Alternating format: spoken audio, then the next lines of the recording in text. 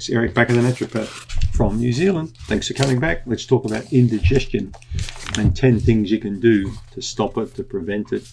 So I think the first thing, the most paramount thing really, is to stop and look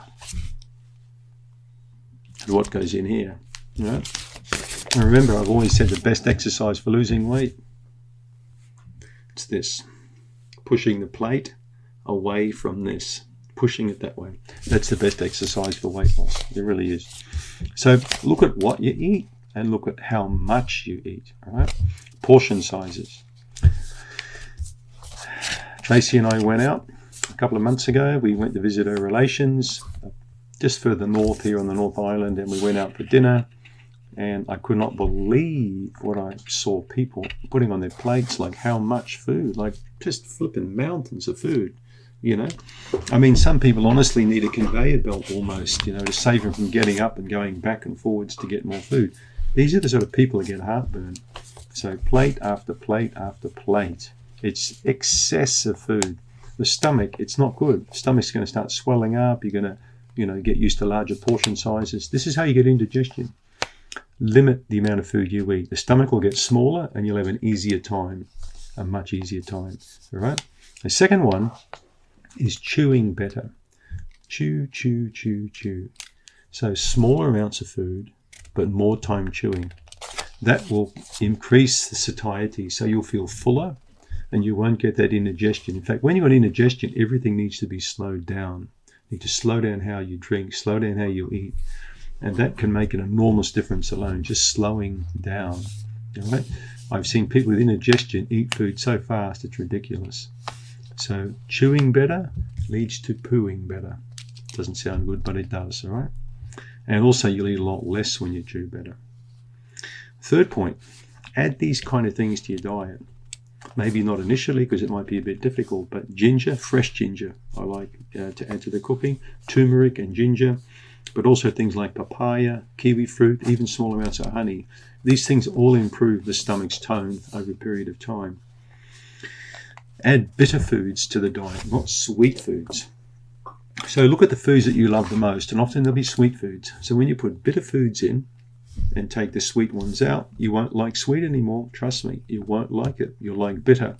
And bitter improves digestion. It stimulates the stomach and the small bowel to work better. Sweet does the opposite. Sweet doesn't really improve digestion, but bitter does. You'll get also a lot less bloating, a lot less gas, and easier bowel motions with more bitter foods. Right? Point number 4. Baking soda and water helps a lot of people if they do get that.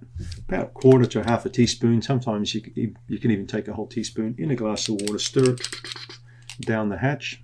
Not too fast, or it could. So slow down and just take sip, sip, sip. Same can be said for cider vinegar. Right? And that's my next point, number 5, is apple cider vinegar.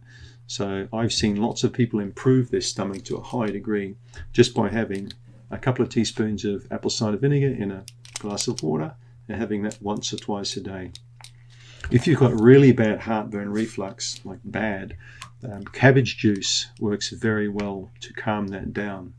Cabbage juice settles the stomach down nicely. So that's just a couple of leaves, juice it, and then just first thing in the morning before you eat anything is just have that raw cabbage juice on the stomach. Can make a world of difference. Number 6, avoid fatty foods and sweet foods and pastry foods, are like these sort of heavy foods like donuts and pastries and deep fried foods and things from Kentucky Fried Chicken, all that kind of crap. This is what really can stimulate heartburn. When I was a student, I used to be a bin man, so I emptied bins, garbage bins, for several years. And sometimes we would tip bins for shops for favours. We get food and things off them. So, and this one day, of the week, we would tip bins for this guy. I think he was an Italian or a Greek guy, and he made all these sausage rolls and pies and things. And so he would give us those. So I'll never forget. This went on for a few months until the penny finally dropped. I used to get a lot of indigestion in the afternoon on that day, and then I realized it was because I was eating this crappy food in the morning. with a lot of pastry and meat in it and junk in it. And then later that day I'd get, oh, this terrible heartburn. So I stopped eating that junk and the heartburn disappeared. So if you can find out what the trigger is, it can help you a lot. 7th one is don't lie down after you've had a meal, because this can really cause a lot of problems, lying down. So just stay upright and keep your posture good, because it'll improve your digestion. 8th one is peppermint tea.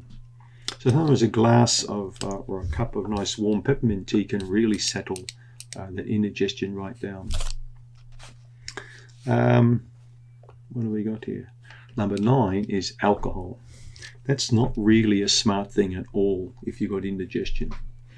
Also, look at pharmaceutical medications you're taking that could be causing or stimulating indigestion to get worse, like Advil, like Tylenol, ibuprofen, paracetamol. These sort of drugs can really flare up the stomach.